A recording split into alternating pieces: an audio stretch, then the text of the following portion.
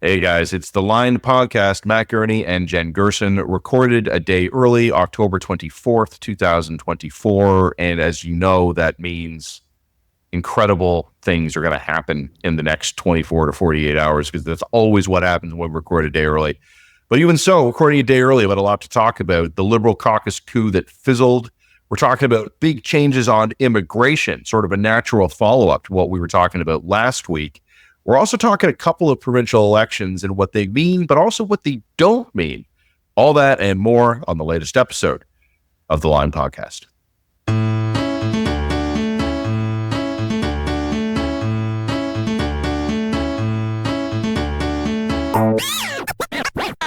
This episode of The Line has been brought to you by Unsmoke Canada.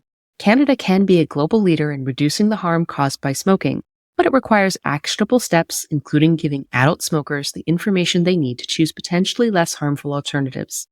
Learn more at unsmoke.ca. Jen, purely a programming note here. We've already mentioned that we're recording this early. We're doing this because you are traveling, so you're on a plane tomorrow. And I don't know what we're going to do for our podcast next week. We're going to play things by ear, I think. Yeah.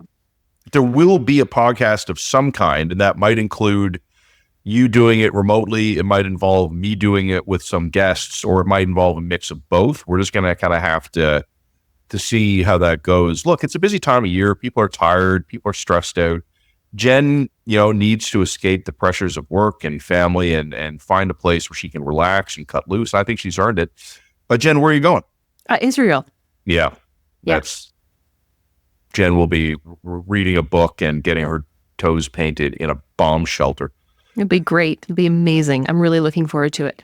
It tells you a lot about the state of my personal and family and professional life that I'm looking forward to a trip to Israel is a great break. So anyway, leave all your worries behind. Leave all your cares behind. Manage to sneak your way into Israel through Cyprus because there's basically all the commercial air traffic's been shut down. No, I'm going as part of a mission. I am hoping to write about it. I am expecting to write about it as well, to sort of give people a sense of what my experience there is like. It is a sponsored trip, so I will disclose that in full when we're there. And I'm hoping to give some kind of update on the ground. But I think we should play it by ear because who knows what happens when I'm there? Who knows what happens in Israel? Who knows what happens in Canada?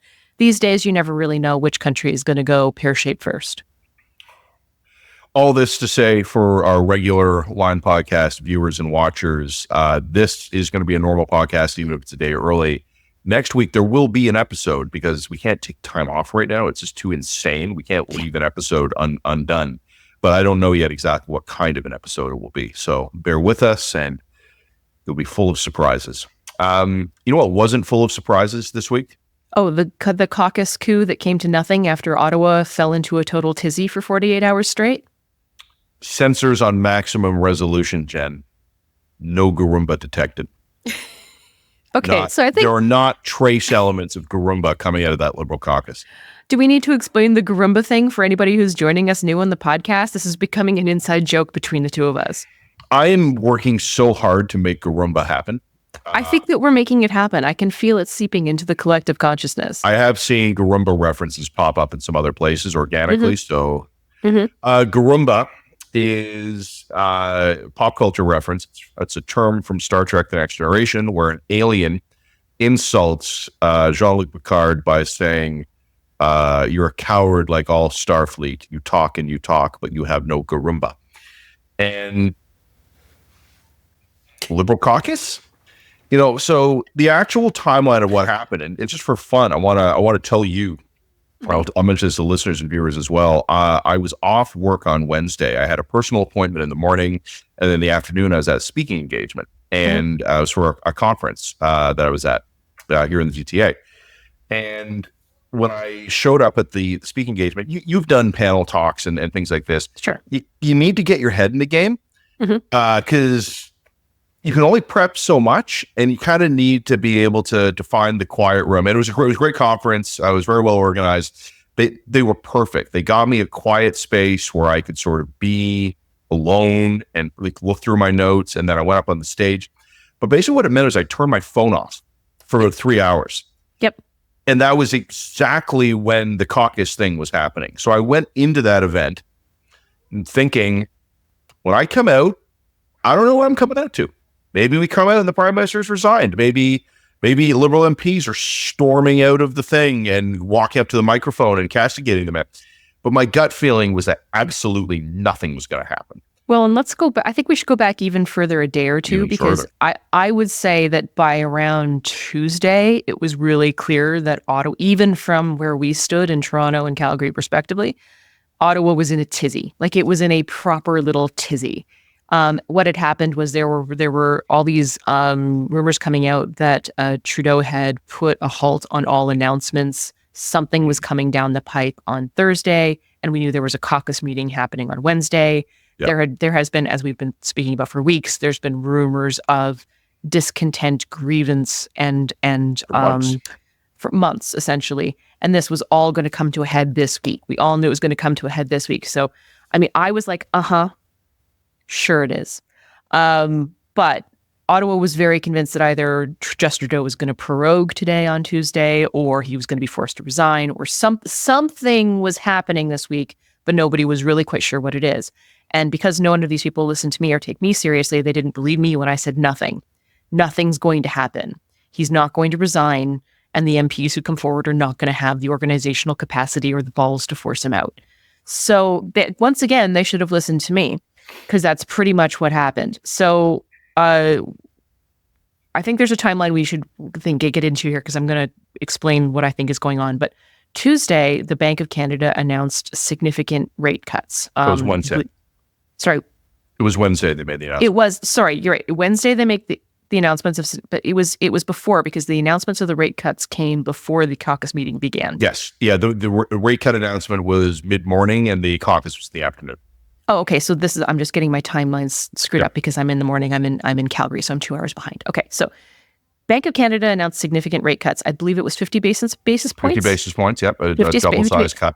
And they're very optimistic about, there's more cuts coming. Don't worry, there's more relief coming. Like, it was a very, very optimistic, positive rate cut announcement. Shortly after that, Liberal Caucus meets. Liberal Caucus, by the way, now is leaking like a sieve. So I think every journalist within 3,000 kilometers of Ottawa is getting a real-time update about what's happening out of the Liberal Caucus at this point. Except for me, because I turned my phone off, but yes. Yes. And so essentially we can get into what happened at the caucus meeting. And then later that Wednesday, it gets announced that, or it gets leaked essentially, that there is a big policy announcement coming down the pipe on Thursday on immigration. Okay. So firstly, I think we should talk about the middle of that sandwich. We should talk about what happened in that caucus meeting. And then I think we should talk about the bread of the sandwich and how it all ties together. So a couple things that we know that happened during the caucus meeting. Oh, and then one more thing happened before all of this happened, and that was Code Red got leaked. So there are two. My understanding is there are two separate quasi coups happening simultaneously. One is called the Project Code Red petition, and we know that this has been sponsored, or at the very least authored, by former Liberal Party President Alfred Apps, because he accidentally left his name in the authorship area of the metadata of the PDF document that he created. And Code Red is one of the weakest attempts at political organization and movement that I've ever seen in my life. But it was asking people to sign some kind of anonymous petition to kind of maybe sort of ask Justin Trudeau to resign, but not force him to. Lays out a Liberal succession or leadership succession plan with no clear strategy for forcing Trudeau down, and makes other kinds of other demands to the effect of, fixing the changes to the Liberal Party constitution and procedural stuff that they changed back in 2016 that effectively gutted the party as an effective organization that didn't exist, that exists independently of the Prime Minister's office. And also he was making demands to the modernization of the fundraising and technical apparatus of the party. So really internal technical stuff.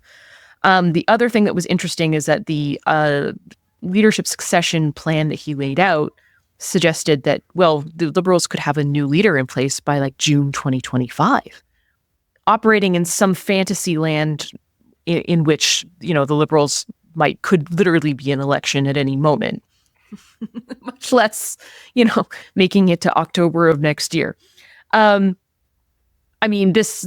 Code Red stuff, I think, has been generally regarded as sort of visibly pathetic, with an apology to Mr. Apps. Like, it's an anonymous petition. What's the use of an anonymous petition? MPs or party members who don't put their names to something are not going to have the balls to actually secure the leverage to vote against the government in a confidence motion. So what are we doing? Yes. Yeah, like what are we doing here? The timing of the leadership succession that he laid out was fantasy land, for the reasons I've just explained. And also, like, there's just no clear call to action in the document. It's clear that this was a document that was written by committee, and in the process of that committee writing process, that it had been stripped of anything substantive or meaningful. So there was that happened, and that got started to get leaked at the beginning of the week. And then during the caucus meeting on Wednesday, it soon leaked that a letter was presented to Trudeau, signed by 24 MPs, making the extremely strong and powerful demand that Justin Trudeau decide whether or not to continue on as leader by October 28th, or else something or the other might not happen. Okay. Well. Wow. Yeah. Shots fired. Shaken. Shook. So again, this is another one of these things where you're just risible and pathetic, all of you. I think our headline is already shaping up. Yeah. Just incredibly impressive balls of steel based. Anyway, Garumba. So it's pretty obvious that Trudeau was able to hear the frustrations of his caucus, emote appropriately. Frank conversations were held. The stuff that got leaked through the CBC was that he, in the process of hearing and emoting appropriately, he expressed what a toll this job had taken on him personally and also on his 3 children. He got emotional over that. And by the end of this caucus meeting, essentially, I believe the Garumba nexus was appropriately dejected and shameful. And the people who would talk to media in the extensive scrums that came afterwards were saying things like, it's time for us to point our knives outwards as opposed to inwards. It was pretty. That was Nate's. So it's pretty clear that the Garumba nexus didn't have it. Justin Trudeau managed to outmaneuver them very, very effectively, and the caucus revolt has utterly fizzled. Did he outmaneuver them, or was he dealing with a bunch of... Boy, I had to just bite off something I would have regretted saying. You know what? I am never going to confirm or deny the word that almost just popped out of my mouth, but I'm confident 95% of listeners and viewers know exactly what the word was. Are we looking at a political masterclass by the PMO, or are we looking at what happens when you're not up against the best and brightest? Well, the two things are not mutually exclusive, first and foremost. I think the PMO handled this effectively. Yes. But I don't impart any particular analysis of brilliance into this. Like, the Maple Leafs just beat up a AAA team. Well, okay, so firstly, I would give Trudeau, conservatives very often underestimate Trudeau's political savvy and political competence. And I would like to I think that's wrong. And I think that if you want to lay out what happened this week, and I'm going to get into this in greater depth, it's a pretty clear example of Trudeau being at his political best. And look, surrounding yourself with people you can control is an indication of political talent of a kind. It doesn't necessarily demonstrate leadership or talent in governance, as we've seen demonstrated, but it can be a sign of political talent. If you want to go with 9s, higher 10s, I would encourage you to really consider what number we're dealing with what the collective average of the Liberal caucus is that we're dealing with. 3s caucus with 7s? Yeah, pretty much, right? So I give him some credit for that. The other thing that I would think that actually you're underestimating his political savvy a little bit here is when I get into the bread of the sandwich here, And that is two things. One, the Bank of Canada rate cut and the immigration announcement. So one of the things that we pointed out last week is one of the problems that the Liberals have is that they are trying to buy more time for no apparent reason. Yeah. It's not clear what. Okay, so they want to be in power until October of next year. To do what? What are you It's all accomplishing? reflexive tactics. There's no master plan or goal behind it. It's Right. There's no actual vision here. There's no plan to fix anything. Remember, I used the term. It's a rearguard action. It's a rearguard Everything action. you're doing is a rearguard action. We're every week that we can be in power, we're keeping the bad man out of power, and that becomes the only raison d'etre, right? That's not a cohesive raison d'etre. You can't rally the troops around that. So let's go back to the beginning of the sandwich, and that's what I would say that the Bank of Canada rate cut. And here's where I get into real deep speculative territory. In fact, some might even call this highly conspiratorial. Speculative territory. I don't know that this is true. Do your own research. Disclaimer right off the bat.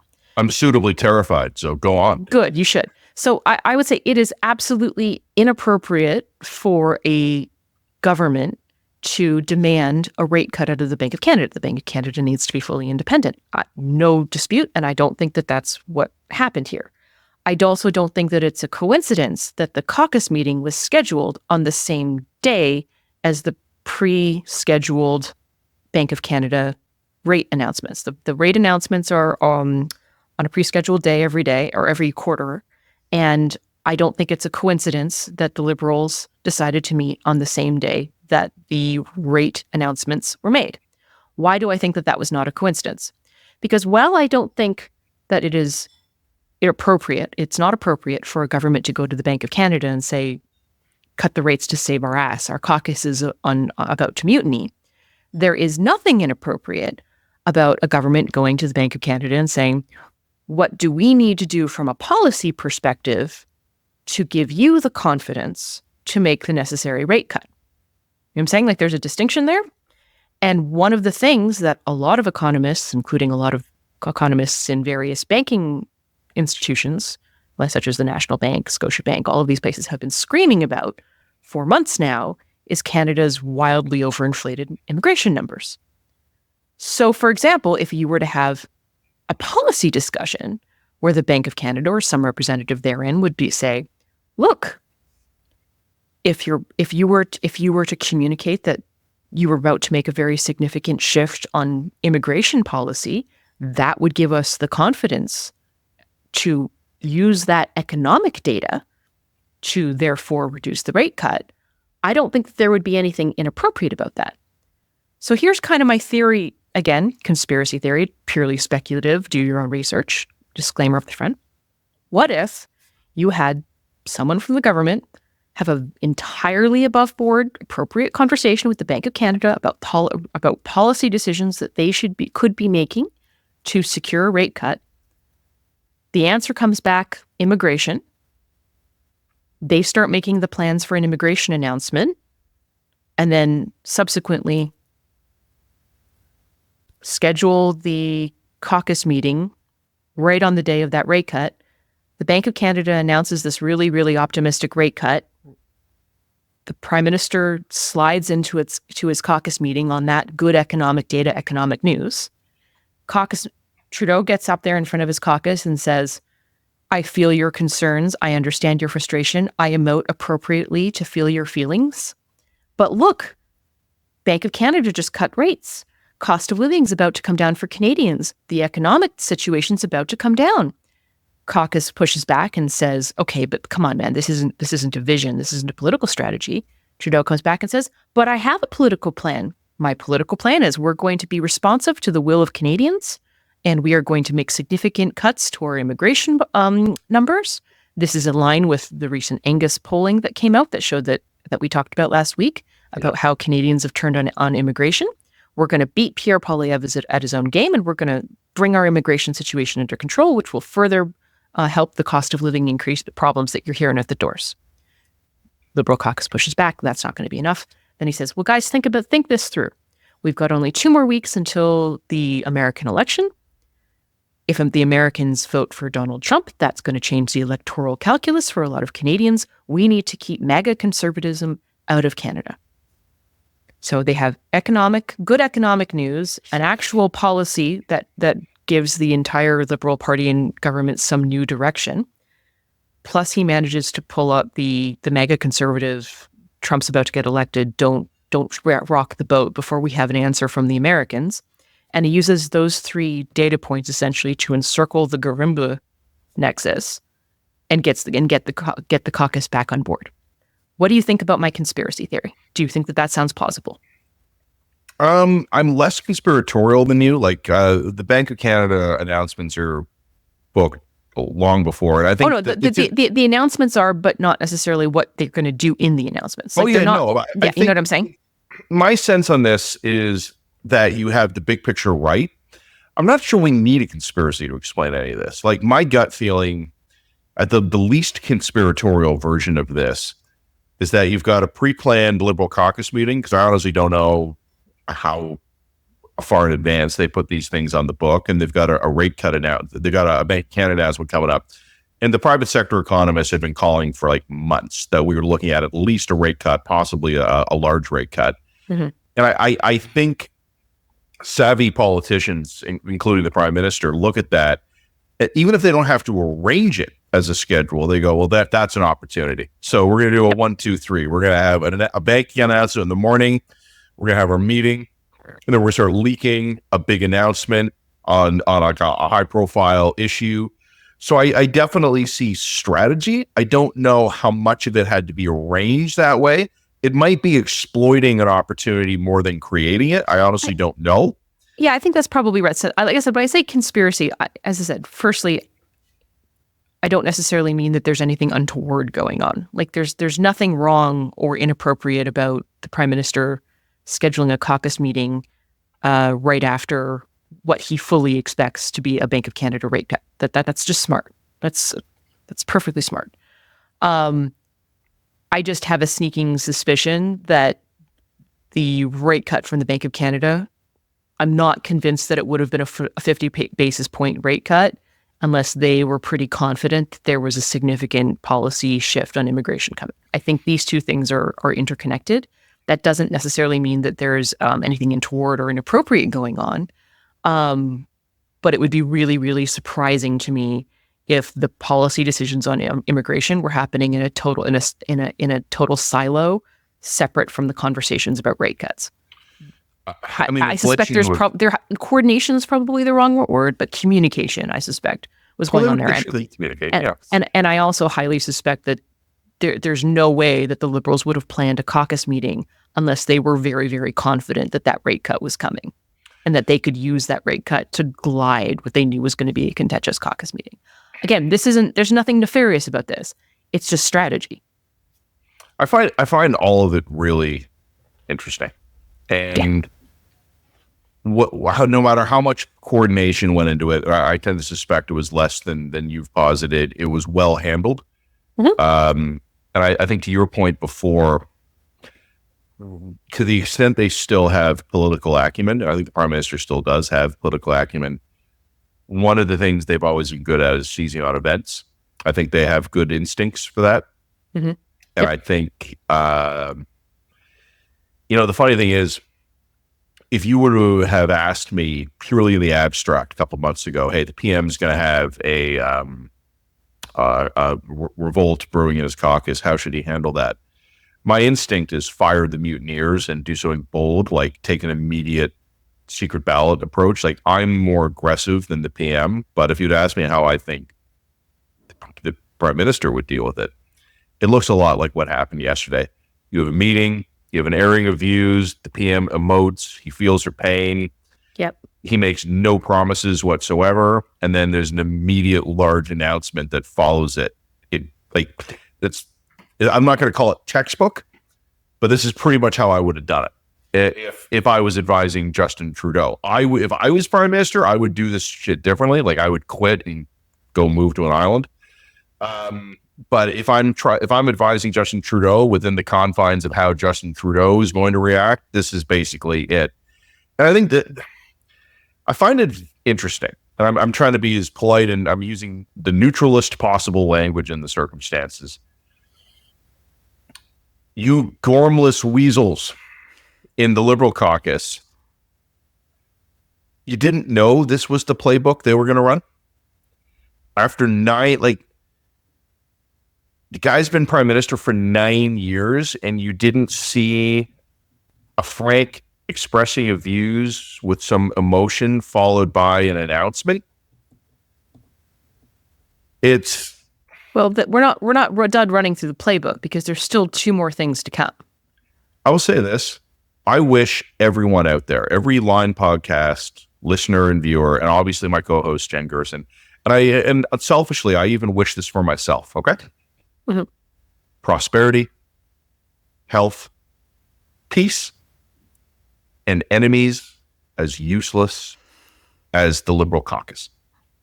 Because if I never encounter anything in life nastier than what those Gormless weasels, utterly lacking in Garumba, come up with, I'm doing okay. I would say there is two more parts to this particular play, to this act, I should say. Then the next one is going to be, and I don't know in what order these are going to come in, but I suspect they're going to all come in pretty quickly. Cabinet shuffle. So reward the people who are. The ministers aren't running.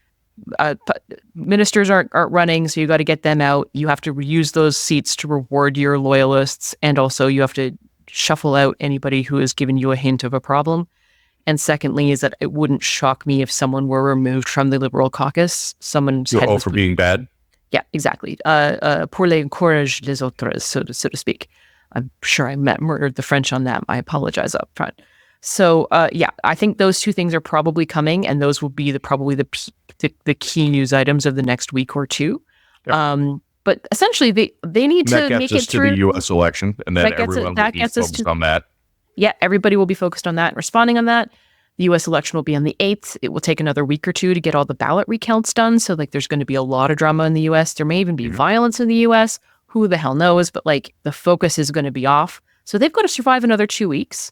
What I don't know is how many more opposition days are left for a confidence vote before the Christmas break. I should probably check that, and I will check that before we do our written dispatch. But essentially, they're now then, once they get over that hump, they're scot-free until Christmas, right? Parliament lifts, the pressure comes off. Parliament rises, the pressure comes off, and they're golden until Parliament comes back after Christmas. So, increasingly, I suspect the odds of an accidental election, I think those remain constant odds, but there's now a path at least to spring for the Liberals. The next big set of dramas is going to come over the budget. And what the Bloc and the NDP are going to demand from the budget, and just how much is left of the Garumba nexus by next spring. So that's it. About an alternate view, and I think that's right. I think you and I are on the same page here. But one of the questions that I had that is unanswered, or at least to my satisfaction, I'm with you, Jen. Everything Jen just said, I'm going to be with. But at some time in the next week or 2. Another large poll from a reputable Canadian polling company that does large samples. I'm thinking Angus Reid. I'm thinking Abacus, Ipsos. They're going to come out with something, and I'm not going to prejudge the outcome here, but short of some pretty miraculous revival of Liberal fortunes, if it's another one of these polls where he's down 15 to 20 points, I don't know what the fuck happens then. And I'm just baffled. And I want to again address this to the honorable Gormless weasels. You guys just guaranteed Pierre Poilievre will be prime minister. And I want them to know that. Because I don't think the Liberals can win under Trudeau. I think it was a long shot for them to win under anyone else. I think all the stars are aligning behind the Conservatives right now. But if there was a chance to change the trajectory of this, it was probably yesterday. And failure happens. All of us have known failure.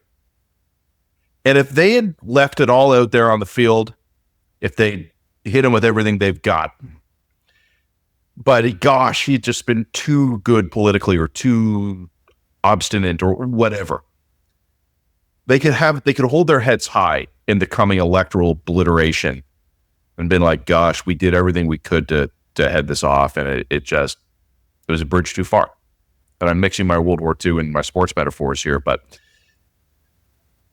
one of the things that has always been so interesting to me about this Liberal Party, under the current iteration of like the Justin Trudeau Liberals, basically, is that their rhetoric and their actions are not aligned. And this has always been kind of a top-down thing. I'm going to pick on them a bit, but it's like, we're going to plant 2 billion trees versus no, we're not. We're going to clean up the water on the reserves versus no, we're not. We must rise to the challenge of authoritarian regimes threatening the rules-based international order. We're also going to take 18 months to issue the contract for more ammunition. Like the rhetoric and the follow-through have been wildly divergent with these guys. And I think I could be forgiven for having often assumed, and I still assume this to an extent, that that's a prime minister problem. That's a PMO problem. Well, the degree to which everything's been centralized in the prime minister's office and his inability his infamous inability to delegate, who else would you blame it on? But now I'm realizing maybe shit runs downhill, or maybe the Gormless Weasels are reflecting the center, because by their own logic, Justin Trudeau is leading the Liberal Party into electoral annihilation against the hated and feared Pierre Poilievre, who will destroy Canada as we know it. Okay, but what there's did they no come way. up with? Make a decision by Monday, sir. Make a decision that you've already announced that you've made by Monday. Many times. Re-announce the decision. Re-announce the previous decision. Now and Monday. Yeah. I mean, no, but I okay. So here's the thing I say: even if you are going to blame the Liberal caucus and cabinet for being Gormless, the responsibility for that and the onus for that still lies with Trudeau himself. Because if you surround yourself with a team of weak people, that reflects weak leadership. Yeah. Like, I mean, after 9 years, you can't. It would be one thing to make this argument in 2015, 2016. But at this point, he's chased out anybody who's independent. He's chased out anybody who's strong. He's chased out anybody who he perceives as a contender for power. And the end result of that is hyper-centralization, inability to delegate. And, he doesn't have a strong group of people around him who can challenge him in any meaningful way or are willing to challenge him in any meaningful way. And again, this is an indication of a particular kind of political deafness. He's surrounded himself with weak people. Weak people who are either psychologically weak or weak in an ability to organize, that browbeaten, weak because they've been defeated, weak because they, lack the ability to think independently of the partisan bubble in which they find themselves in. And this is a choice. This is a leadership choice. This is the leadership style he's chosen for himself, is to hyper-centralize among a declining number of highly trusted senior advisors, and to surround himself otherwise with people who are lackeys, loyals, quislings, and weaklings. Like that is a choice. That is a leadership style that is a choice. The Garumba deficient Gormless Weasels. And, Stu Prest, smart guy. He's a lecturer out at UBC, political scientist there. And he took this on yesterday, and we were tweeting back and forth a bit about it. We ended up crossing the streams a bit because we were making the same point to each other simultaneously in our Twitter exchange. Mm-hmm. But one of the things we've heard in recent days and weeks talking about Liberal leadership succession is that the Liberals they didn't opt into the Reform Act. So they don't have the legislative ability to do to Aaron O'Toole what they did to Justin Trudeau. Yeah, but if you've got 24 caucus members, I think that's you need more roughly than 24. The number that apparently had signed the letter. If these guys had any Garumba, that is more than enough to bring down a prime minister. But you have to be willing to do it gritty. You've got to be willing to be arsonist. You have to be willing to vote against your government. Or there's other things you could do. Like there's a lot of things you can do, but all of them require a degree of personal discomfort. One of the things you can do after every caucus meeting is you walk up to the microphone and you go, the Prime Minister has tuned us out just like he's tuned out Canadians. He's not listening to us. He's leading us into a disaster. He won't listen, and we can't make him. You can skip votes. You can vote against the government. You can form your own weird caucus and basically go, we're going to be the free liberals in exile. We're going to go sit with 23 of my buddies. There's so much power the individual member of parliament has. But only if you're actually willing to exercise it, and you get over your own partisan brainwashing and actually treat yourself like an independent human being who's capable of doing your own thing. You pretend you have Garumba. Yeah, and 24 MPs can bring down a prime minister by making the life miserable for the prime minister, his staff, and the rest of caucus. Well, okay, so here's what I say. I think that you can have a debate about the math. I think the number is probably 35. And I think that the internal number psychologically in the Liberal caucus was probably 50. They probably needed more people than 24 to do it. So I'm not sure I agree with that number. I'm gonna blow your mind here. You know what I'm gonna say? What I think the number is? What? 4. Okay. Why do you think it's 4? 4. Because 4 is the minimum you need to have to be considered a party in Parliament. Not only that, I think 4 is the number where when every internal Liberal memo and every internal conversation is being directly sent to Althea Raj's inbox, I think 4 is the minimum number you need to have plausible deniability that it ain't you, and you and 3 of your buddies coordinate the sabotage campaign. But if I was a Liberal MP right now, and by the way, for the record, I'm not, but if I never was, will be. And if I made it my mission in life to bring down a sitting prime minister, I think I need 3 good buddies. And what's clear to me is that right now, the number of people in the party who actually believe that A, Pierre Poilievre's an existential threat, B, that Justin Trudeau will lose to him, and C, that it's their fucking job to do anything about it. The number of people who believe A, B, and C in the Liberal caucus today seems to be 0. Yeah, because let's be blunt, is that the rhetoric aside, these people don't actually, there's not enough Liberals who actually believe that Pierre Poilievre represents an existential threat to the democracy of Canada. This is all bluster and this is all bullshit. Otherwise, they would do that. They don't, if you actually believe, this is a really fun thought experiment. Yeah, if you take them at their word that he's an existential threat. And I think they're such gormless weasels that even in the face of an existential threat, they can't do shit. See, I don't believe that they believe that he's an existential threat, and I think that explains the behavior better. I just don't think that they actually believe it. So here's my argument is, and I keep on saying this, it doesn't matter that the Liberal caucus hasn't signed on for the Reform Act. It literally just does not matter. This is a moot point, because if enough of them decide to vote against the government, they can use that leverage appropriately in exactly the same way the Bloc is using it and do exactly what you're talking about. So no, it doesn't. Ultimately, it does not matter that the Liberal Constitution has been neutered.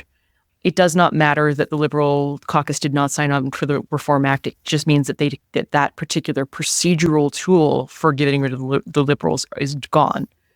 If they are independent, they can act as within the power that they have as MPs, but they have to actually be willing to come forward publicly.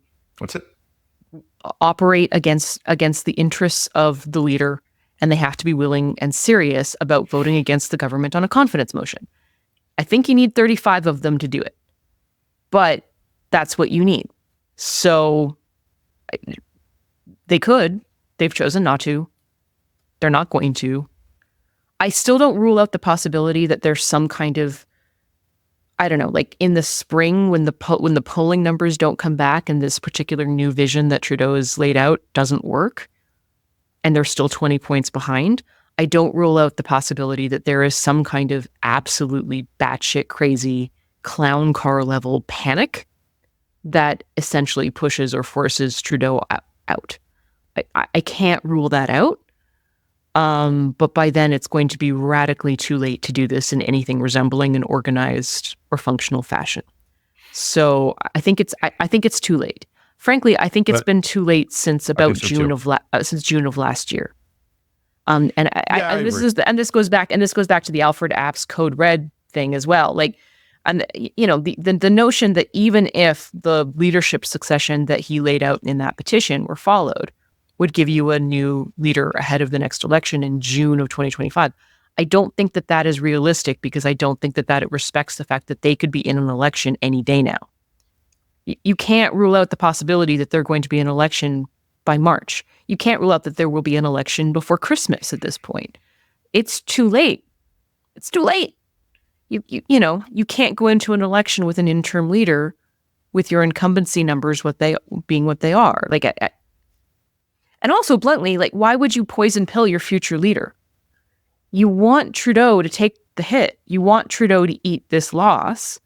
I think that's something they haven't fully considered. That think of the number of MPs who have already decided, whether they've announced it or not, that they're not running again. Think of the number of staffers who've already moved into comm jobs. And you and I both have interesting anecdotal indicators that it's a significant number.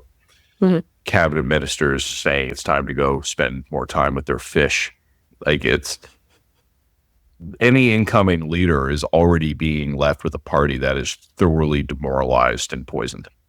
So what you want, if you care about the party and not just about the government and not just about Trudeau, if you actually care about the Liberal brand, the Liberal as a party, as an institution, you want him to take the loss. Mm-hmm. And then you got to do a leadership review, and you've got to clean house. That's the only path forward for a Liberal Party revival here that I can see. But I don't know. Like I said a few minutes ago, right? I think they've now guaranteed Pierre Poilievre, barring external events that are wild cards, and they can always happen. Yeah. Now, on that note, I do want to talk a little bit about immigration. Do you want to do a like and subscribe pause here? Because yes, but let me just mention one thing. Okay, I want to send one more message to the Gormless Weasels. A smart man once observed that one man cannot summon the future. And then someone else replied to that, no, but one man can change the present. To the Liberal caucus, you have all the powers you're ever going to have. There's no new powers that are not within your reach that are coming that you don't have already. And the incredible bit of good news is the powers you already have are sufficient. The only thing you need to do, or needed to do, to win was to accept a degree of personal discomfort and sacrifice. And you weren't willing to do it. Okay. We'll remember that, and we'll let history make its own judgments. You could have changed the present, and you didn't. That was your shot, because now the Prime Minister and the PMO are more convinced than ever that they have what it takes to stop this kind of thing from happening. And the rest of your caucus colleagues who might have been on the fence thinking, do I want to throw my lot in with these guys? They've now seen how pathetic you are. It's not just that you had a shot yesterday and missed. It's that you've made it harder to do it again in the future. Because now the PM is more convinced than ever of the inevitability of his triumph. And the middlemen in the Liberal Party the Liberal caucus are now more convinced than ever that you guys suck. If you're going to take a shot, you can't miss. You guys missed. And all you had to do to make it work was grit through some unpleasant stuff for a few months. To maybe not get invited to certain parties, to get cut out of some group chats, to have the PM threaten to not sign your nomination papers for a riding you're probably not going to win anyway in a couple of months because... Sorry, guys. Like I said before, Jen, I get it. We've all failed. We have all found at times that our reach exceeds our grasp. It is very, very human. But what was expected of these Liberal mutineers was not much. Like, England expects every man to do his duty, right? It was a pretty modest ask. And if these guys really believe it, that Pierre Poilievre is some existential threat to Canadians and freedoms and the rights of minorities and the institution of gay marriage and women's rights to choose and all this stuff. And if the best you, and again, I'm saying this not to you, Jen, because you're perfect, but to the Gorumba lacking Gormless Weasels, If faced with a threat to the basic fundamental human rights of your fellow Canadians, and what you could come up with is demanding that a man who's already announced his decision reconsider it by Monday, that is your mark on history. That is what you've left out there. You will be judged for that, and I will be laughing. Like and subscribe. This episode of The Line has been brought to you by Unsmoke Canada, which is dedicated to helping Canadians who are looking to quit smoking understand the full range of options available. Despite decades of government programs and regulations, today nearly 5 million Canadian adults smoke cigarettes. Adult smokers who choose to continue to smoke should be aware that other options exist. Right now, accessing information about these options is heavily restricted in Canada. While not risk-free, alternatives such as heated tobacco and vaping products provide a potentially less harmful choice than cigarettes. Cigarettes burn tobacco, resulting in smoke that contains 6,000 harmful chemicals that are associated with smoking-related disease and death. Heating tobacco and vaping products have the potential to significantly reduce this risk. Health agencies around the world are now considering these alternatives to help end smoking. Updated laws can help adult smokers better understand the full range of options available, including the relative risk of these products. Millions of Canadians smoke cigarettes. Technology exists that can help change that, but policymakers need to take action. Learn about how a smoke-free future can be achieved at unsmoke.ca. So Matt, firstly, I would like to applaud you because that was quite the rant you ended off on. Look, we do want to talk about the provincial elections in New Brunswick and BC, and we also want to talk specifically about the policy announcement that Trudeau made in order to save his own ass. But we don't want to spend too much time on it because we have rambled on for some 45 minutes, including a long and extended sidewinding conspiracy theory from myself. So I'm really looking forward to getting. Yeah, but you feel way that. better having gotten that off your chest. I do. I mean, I've had some recent things to rant about lately. Look, immigration. I mean, I think to my credit, I was one of not the, but one of the first columnists to point out that the immigration conversation and the immigration consensus is going to be challenged in the current environment for not necessarily racist reasons, but purely economic reasons. Purely economic reasons combined with the fact that it was very clear that immigration had gone from being pretty steady to something that had gone really radically out of control under Trudeau's government. The numbers have gone up dramatically. This was leading to very obvious and visceral pressures on social safety net issues.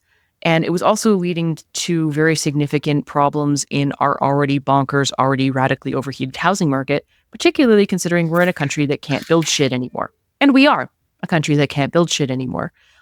There's no problem with having 1 million people come in a year if you can build 500,000 houses a year. We can't. Moving on. So it's not a nativist rise so much as it's is my quality of life and the quality of life of my community, including the immigrants who have come to this community, is that getting better or worse? And as a result of this, we started to see shifts on what we would call the pan-Canadian, pan-partisan immigration consensus, which has been fairly stable for my entire living adult life. Exceptions apply in Quebec, but yes. Exceptions apply in Quebec, yes, absolutely. And there were blips of concern when we had, for example, undocumented crossings, for example, around Roxon Road and things like that. But these were relative aberrations. I think it was last year I wrote a column about saying this is going to change. This is going to change really quickly. It has to do with particularly around international students. The federal government has totally lost control of the international student visa situation. And I think it's now abundantly clear that probably a majority of people who are coming under international student visas are not coming to study engineering at U of T, which is great. They're coming under quasi-fraudulent diploma mill schemes in order to backdoor the Canadian immigration system. And they're coming absolutely en masse. And they're coming to societies that don't have the physical infrastructure necessary to house them. If U of T wants to have 20,000 engineering students from around the world, that's great. I think that's fantastic. And I actually think that Canada should consider itself a hub for that kind of education. But then you need to create the student housing for them. We need to build the physical infrastructure out to have that kind of economy. But we don't. It'll be fine. It'll be fine. Yeah, but we don't and haven't. So anyway, student visas has been a very contentious issue, one that I think the government has acknowledged as being a problem. On top of that, there have been significant issues with our temporary foreign worker program.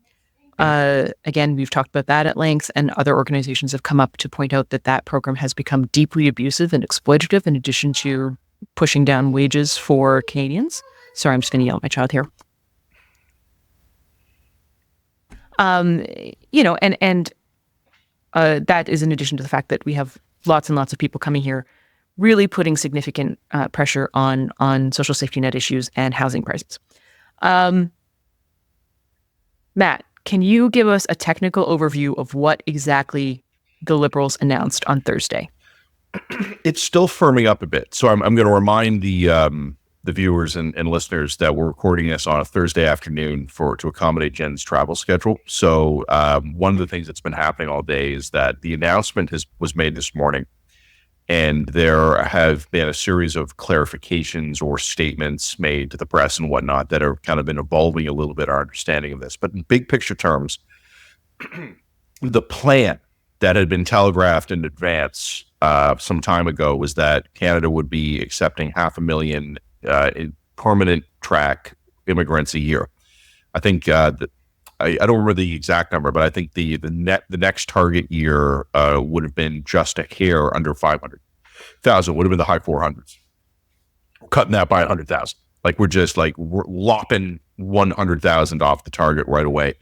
The percentage hit ends up being a little bit over 20%.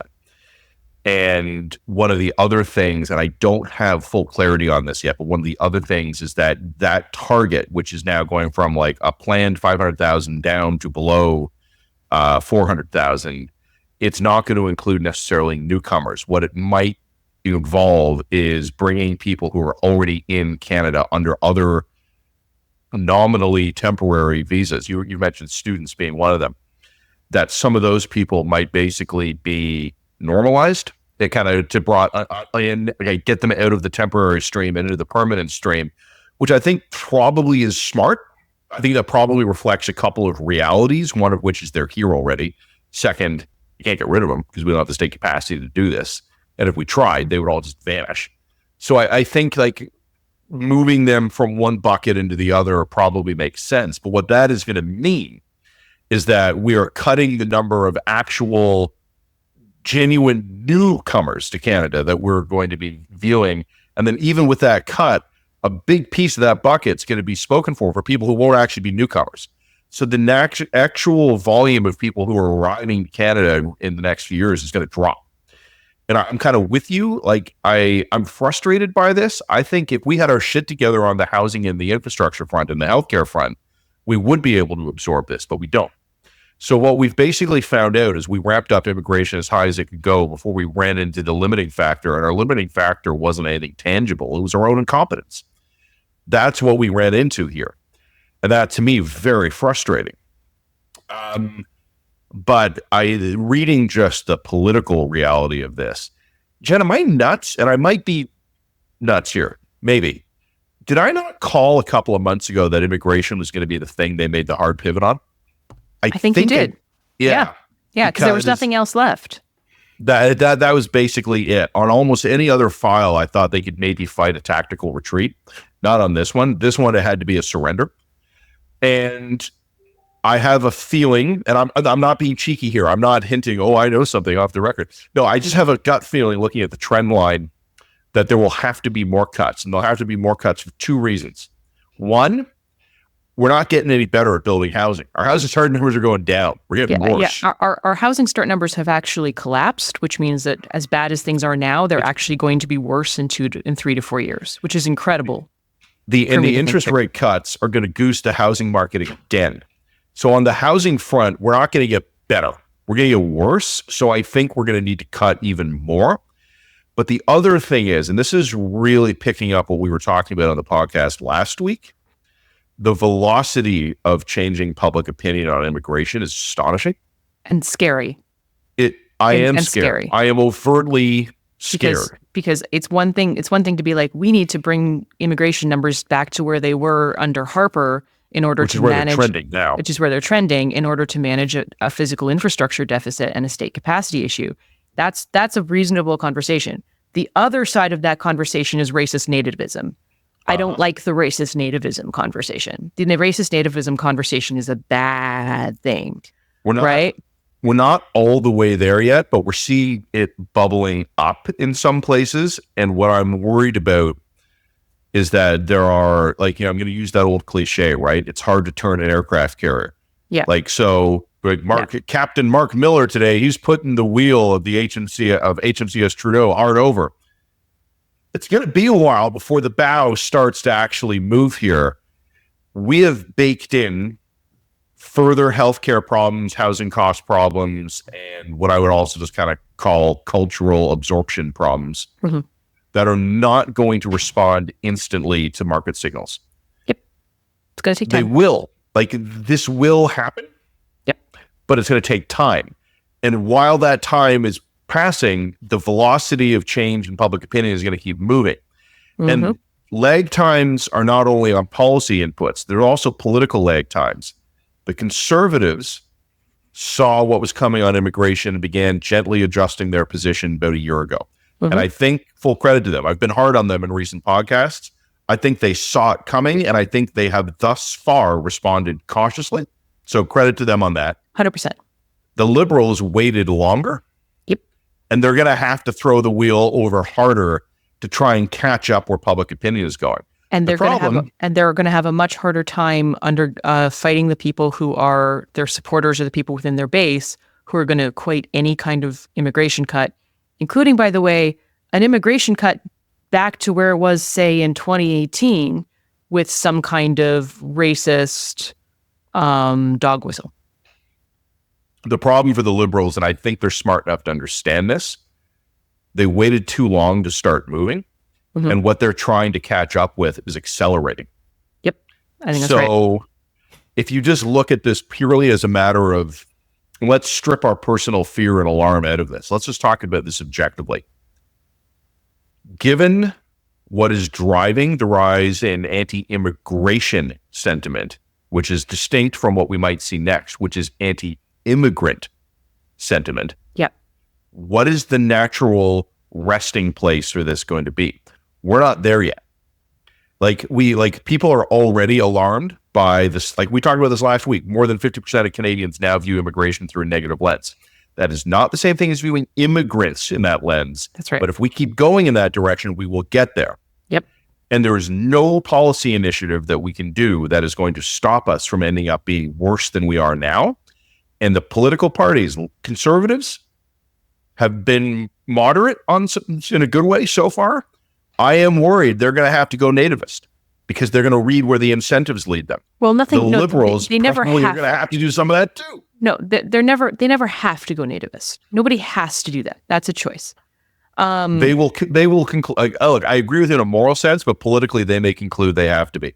The public may end up in a place on immigration. The parties will be drawn to. This is always my issue with the conservatives, is that there is always a reason for a conservative to make a bad or a morally questionable decision. Like, there's always there's always a political rationale for making a bad decision. Okay, or a decision that they know is bad. Sorry, my phone is ringing and I'm just ignoring it right here. Can we just put a clip right here?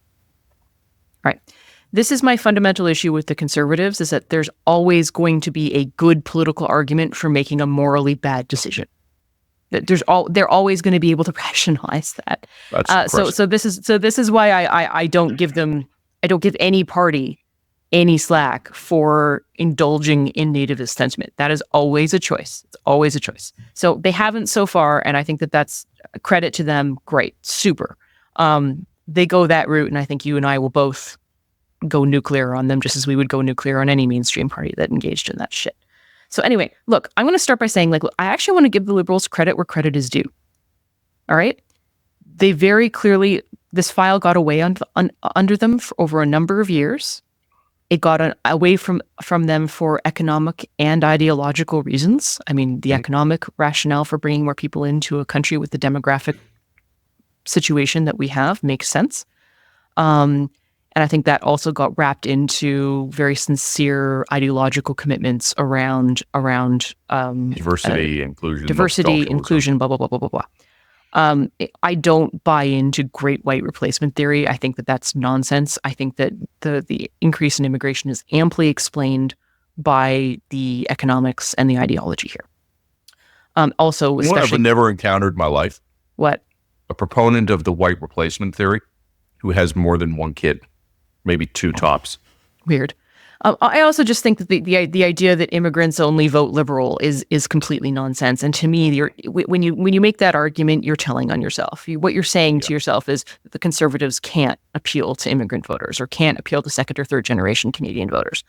And that just indicates to me that you personally see the conservative movement as a fundamentally white reactionary movement.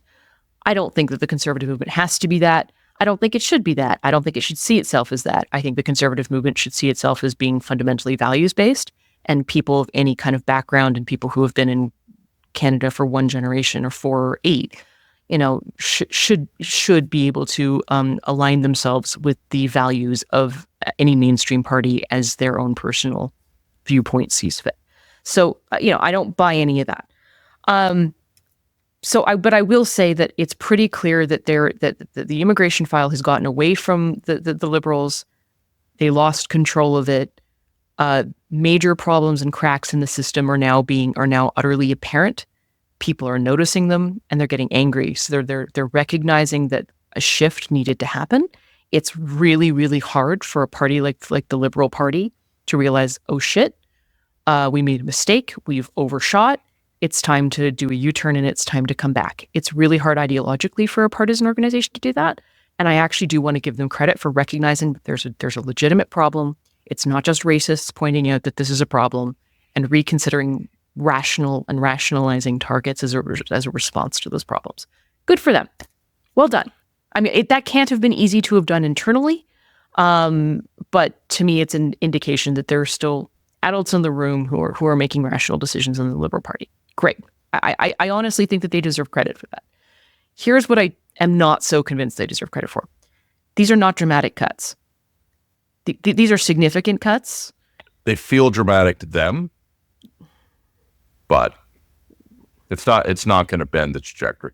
I'm not convinced that they're dramatic enough to bend the trajectory on a lot of the issues. And I think when you start asking yourself questions like, okay, but how, you've mentioned this, we don't have the state capacity to deport people once their visas run out.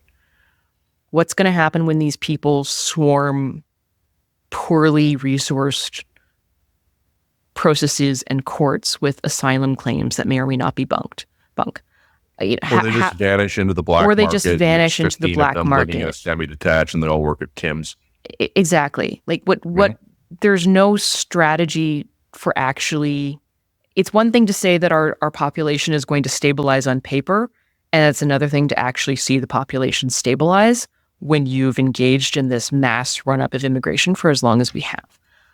I'm not convinced that these numbers are dramatic enough to have a response on the ground that people will be able to feel viscerally for many, many, many years. So, I don't think this is going to instantly ease up housing issues. I don't think this is going to ease up, the social safety net issues, right? These are not actually that dramatic. This is the difference between, how should I say this? This is a difference between a cut in growth and a cut in actual. Yeah. Right? You're cutting growth in immigration. You're cutting growth. You're not actually cutting the real numbers. So I don't know. Like I said, there's going to be different people who are going to have different math in terms of what the impacts of this are going to be. And I don't want to weigh in on math because that's always a dangerous place for me to be generally. But yeah, I want to give the Liberals credit for turning around on a really hard policy file. And also, by the way, sacrificing a political peghold, right, in doing so. By cutting immigration, they're making it really, really, really hard to castigate the Conservatives for being racist anti-immigration, right? So they've lost a sword. Yeah, they've given up a sword in order to do something that is correct for the purpose of governance. That's something that the Liberals almost never do. And I want to reward them and praise them for doing that on principle. Well, I was thinking what Churchill used to say about Americans. They always do the right thing after they try everything else. Right. Correct. Right. But I'm not convinced that these numbers are significant enough to put a dent in some of the problems that we're dealing with as a country. So where does that leave us? Well, I think you and I are on the same page on that, but I'm actually going to briefly take this just down a different path here. And I disagree a little bit with one thing you're saying here. I think in the big picture sense, you're right. And I agree with that. But I was looking at, and again, just third time we've mentioned this, I hate to keep banging this drum. I'm sure it's repetitive. This is early Thursday afternoon before you get on a plane. Yeah. So there will be, we haven't yet heard from the Conservatives. We haven't heard from the NDP. There will be other comments, but even just some of the preliminary comments we've had from the Liberals, I thought was really interesting. Like the Prime Minister had, I should have grabbed the tweet already, but it was something like, he acknowledged we didn't get the balance quite right. And, Mark Miller, the immigration minister, has said, well, clearly there has been some impact by immigration on housing costs. It's a point I've made again and again and again, and I hope people aren't tired of hearing of this. But this is mainlining Ontario 2018 election deja vu into my bloodstream. Because when Kathleen Wynne lost, the first column I wrote was that, in my opinion, and you can always talk to other pollsters and analysts, maybe they disagree, but I think what killed them wasn't the mistakes they made. It was their inability to admit having made a mistake. And they were trying to go to the public and look at something that the public had turned against, and it was energy policies, electricity prices. That was the big issue in Ontario. And I honestly wonder how different it would be if someone in the Ontario Liberal Party had gone out and go, we fucked the dog on this one, something fierce. It's a disaster. Our hearts were in the right place. We got it wrong, and we should have listened.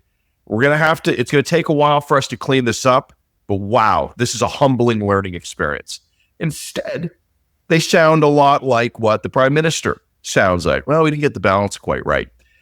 If you look at the state of things in this country right now, this is not an issue of slightly missing the optimal balance. We done fucked this one up. Yeah. We fucked it up bad. Yeah.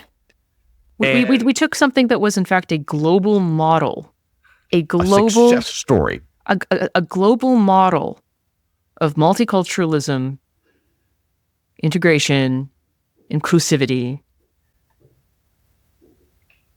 and we fucked it up. We have refugees who have fled genuine atrocities on the streets of this country. Yeah. We have people who came over here to build a better life, living in tents in parks. We have women, young women here as students, being sexually exploited and harassed by landlords who want to give them $100 off a month on rent for a blowjob. This is what we've done to an immigration system that was working pretty well up until a few years ago. And these are all documented stories. Like, I'm not making this stuff up. These are known things that we've done in this country. And the Prime Minister takes a situation where he took a public policy file that is, and I know they keep trying to blame the premiers for not keeping an eye on the post-secondary institutions. I'm sorry, the buck for this one stops at the feds. I am happy to spread blame around. The feds are the ones issuing the visas. Absolutely. I'm not getting Doug Ford a pass for not shutting down the diploma mills. Of course he needed to. All right. It was wrong that he didn't, but fundamentally, the buck for this stops with the feds. Yep. We have destroyed the housing market. We have destroyed the future prospects of people who came to this country in good faith to build better lives here. We have people sleeping in tents. We have refugees on streets, and we have young women targeted by predatory landlords for sexual exploitation. And that's before we get into the exploitation that's attached to the temporary foreign workers program. We haven't even touched on that yet. Which is its own kind of disaster. Yeah. That is not quite sticking the landing on the balance. That is a catastrophe for this country. And I don't think voters are going to hang them for the catastrophe. I think they're going to hang them for being tone deaf about it. Somebody in our politics needs to do. This is kind of a weird example. You'll remember this. Remember when Chris Christie did like the marathon press conference about the bridge? Yeah. Where the former governor of New Jersey had a scandal on his watch, and he put himself in front of reporters and he owned up to it, and he answered every question they had for hours until they ran out of questions. That kind of just take it on the chin accountability is absolutely missing from Canadian politics. Yep. I said to you before, because you said 100,000 permanent resident cut isn't huge, but I said it felt huge to them. And I'm sure to Justin Trudeau and Mark Miller today, they feel that the acknowledgement that they didn't get it quite right was a huge admission.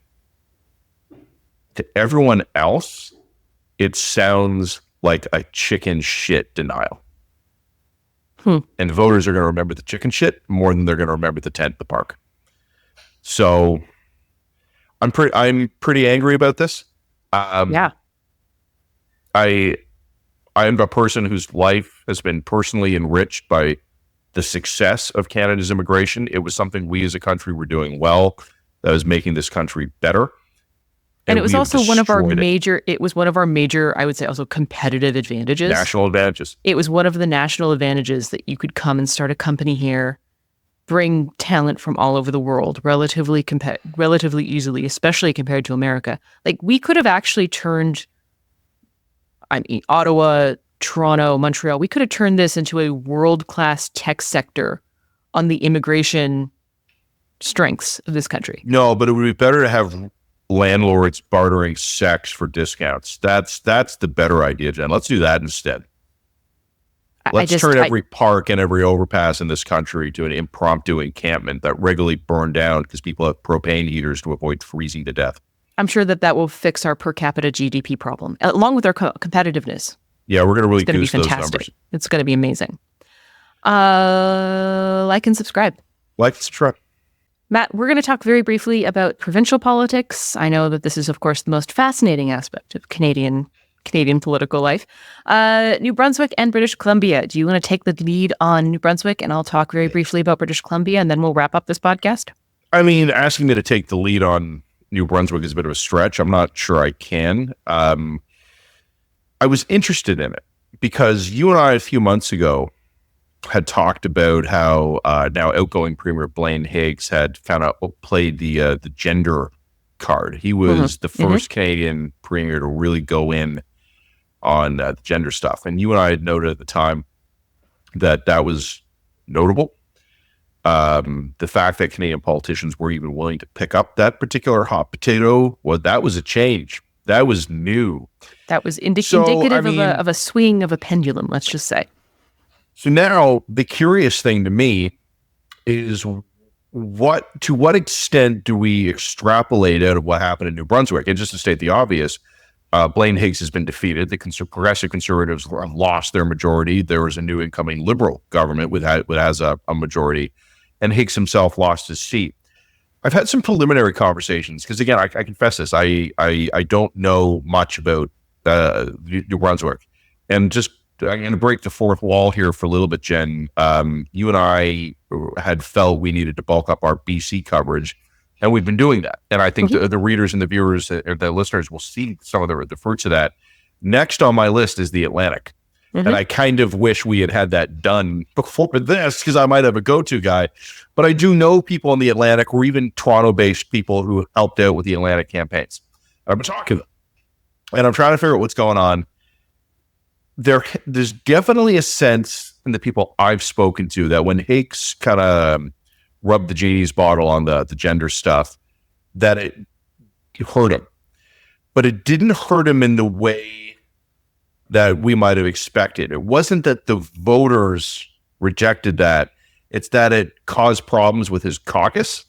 And it made his life difficult. But as one buddy of mine, Ontario-based, but has some insight into Atlantic stuff, he told me the problem Blaine Higgs ran into fundamentally wasn't his position on the culture war spectrum. It's that everybody fucking hated him. And that included, by the end, the voters, including his own voters, his party, his caucus, his cabinet. He lost his seat. Like, it's not just that his party lost power, it's that he lost his seat. So I asked my buddy, like, do you want to write something? Do you want to kind of write? He goes, I wasn't involved enough to kind of do that with any authority. He steered me in the direction of some people who might be able to. So I'm working on that now. But one of the things that he had said was that there's always the temptation to look at any provincial race and draw the sweeping meta conclusion. What does this mean for the region? What does this mean for the ideologies? What does this mean for the nation? My buddy said, let's do it. Let's have those conversations. But his primary takeaway was don't be hated.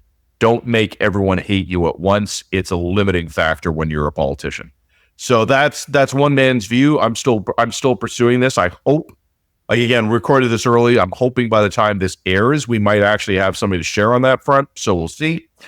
But overall, yeah, look, it's an interesting counter indicator, right? Because it's running against all the other trends. All across the country, not only are the Liberals struggling federally, but they're wiped out provincially. Yeah, except that it's won a majority in Brunswick. Is this an aberration, or is this an indication of a highly individualized situation, or is this indication of a Liberal comeback?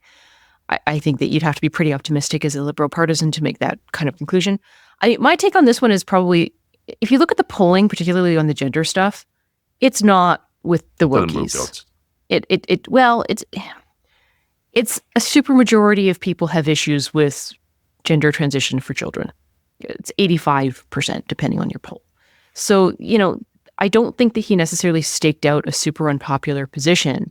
However, I do think that staking out culture war positions will backfire in scenarios where people sense that you're doing it, how should I say this, in a disingenuous way or for a disingenuous reason. Or I think that's bang on. Or to cover for ordinary governance failures. If the public is broadly on side of what your position is, if you look like an opportunistic dickhead doing it. Yeah, I think that's right. Or for example, if you were starting to talk about gender in bathrooms and bathroom stalls, or the kids are pooping in litter boxes and in schools, that particular urban myth, which by the way isn't true. Which I don't support, by the way. Yeah, exactly.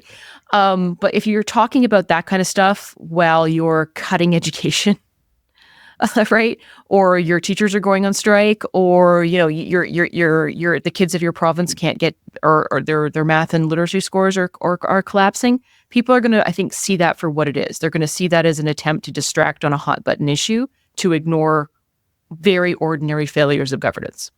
Was that Higgs's problem? I highly suspect that was a huge part of it. Because, the polling is pretty clear on this stuff. Like, the positions that he was taking on a lot of these really hot button issues were not necessarily unpopular. So I don't think that he was killed because he took the wrong side of culture war stuff. I'm not sure that is actually the answer now. And it's interesting because if to juxtapose this against what happened in British Columbia, again, we don't have the final results still from the British Columbia election because it was so close in so many places that recounts aren't expected to come in until the weekend.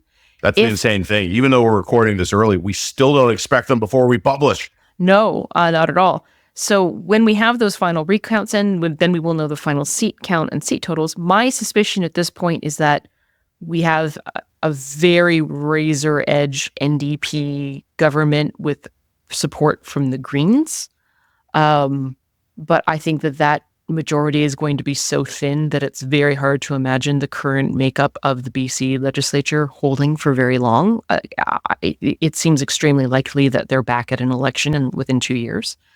But when you're talking about, what was it? I think the final one is 46 Conservative, 45 NDP, and 2 Green. That is like the maximum chaos outcome.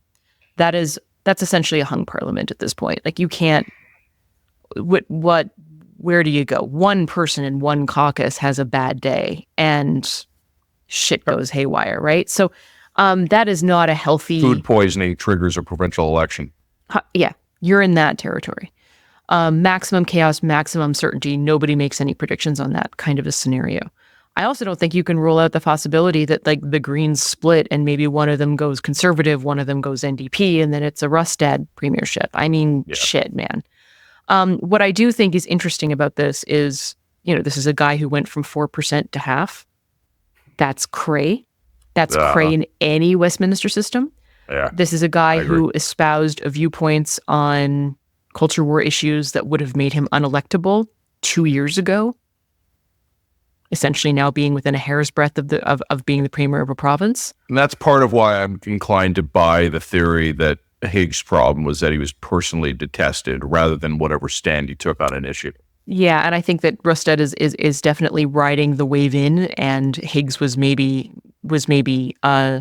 pushed out despite the current.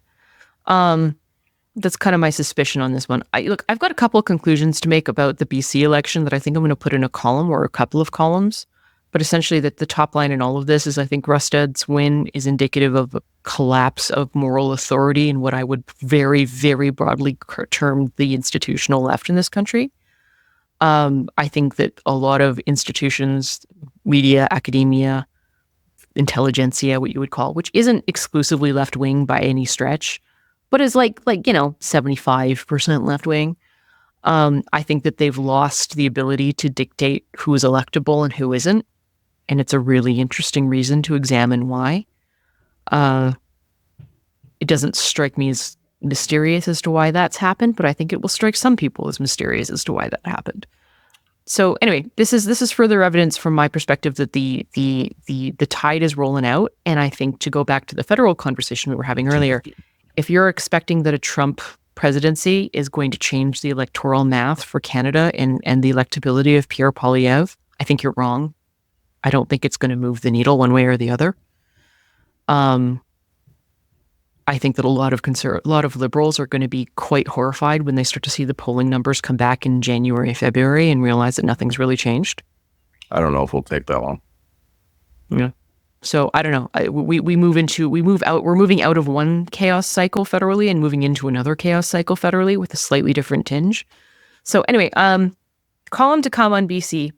Hopefully I can finish writing it tonight before I get onto a plane. And I think that's all I have to say about British Columbia until we have some final definitive answers. I love British Columbia. It's the most chaotic of all of the provinces, and I respect that. The only, I think we can put a pin on it there. I will just add, just a reminder again, the programming note that whatever next week's podcast is, it'll be a bit different. So I'm going to ask the viewers and the listeners to bear with me. I kind of got to figure that out. I'm going to have to track in real time the shitstorm that is the current news cycle. So we'll end up figuring out how to do that. I would add, Jen, as well, I asked last week for some time. I needed some time to try and figure out some of that security clearance stuff. I think I have it to a point now. I'm prepared to write about it. The question is whether or not I do that as a column or as a dispatch item. I don't know. I think you should do it as a column. Do it as a column. Do it as a column. All right. Do it as a column. Well, folks, great to talk with you as always. Very cheerful, uplifting podcast. Everything's going great. And Jen, I wish you a healthy, happy, restorative, and relaxing journey to the front lines of the conflict in the Middle East. Yeah, I'll be taking my next vacation in Kyiv, I think. Yeah. Romance under the ballistic missiles. I mean, the best thing about traveling in war zones is the discounts. Sorry, that sounded way too callous for what I'm doing, but sorry, I apologize for letting the kimono open on journalist humor here, guys. I feel bad about myself, and it's I feel a safe shame. Space. I mean, way safer than the places where the discounts are. See, I can be bad too. I deadpan. I do the deadpan better than you do. Though you still have residual human guilt when you say a terrible thing. I do. I just lean into it. Like, yeah, that's fair. I should really just embrace my villainy mode. All right, that's all I got to say. Like and subscribe. Safe travels. And I, at the very least, will talk to you next week. All right, talk soon. Bye. Today's podcast was brought to you by Unsmoke Canada. Now is the time to modernize Canadian laws so that adult smokers have information and access to better alternatives. By doing so, we can create lasting change. Learn more at unsmoke.ca.